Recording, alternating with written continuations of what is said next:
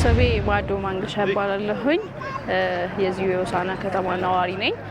በዓለ ሆሳዕና ዝግጅት እንግዲህ እንደምታዩት በአማረ በደመቀ መልኩ ዝግጅት እያደረግን እንገኛለን።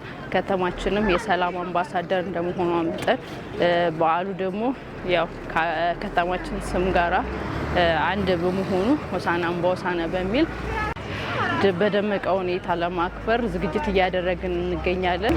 እንግዶቻችን ከኢትዮጵያ እንግዲህ ከአራቱም አቅጣጫ የሚመጡ ይሆናሉ።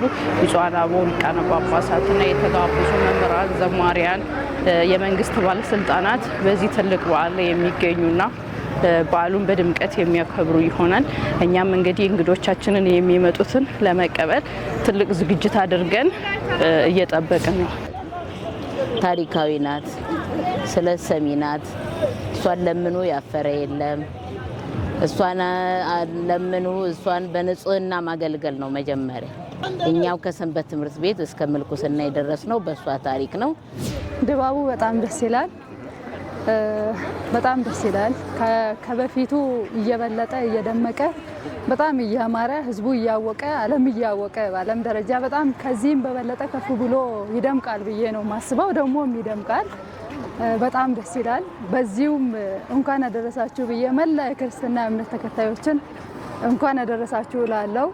በዛ ላይ ሆሳዕናን በሆሳዕና እዚሁ እናክብር ብዬ በዚሁ ጋብዛለሁ።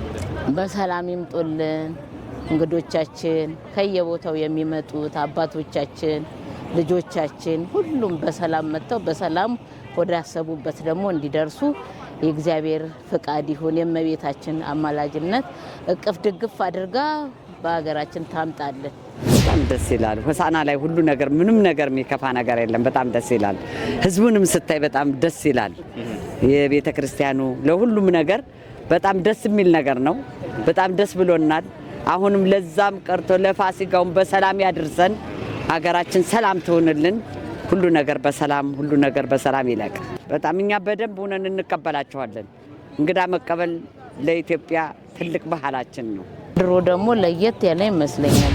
አዎ እንግዶቻችንን በሰላም ኑልን፣ እኛም በሰላም እንሸኛቸዋለን። ባህላችን በሰላም እንዲከበር እንፈልጋለን።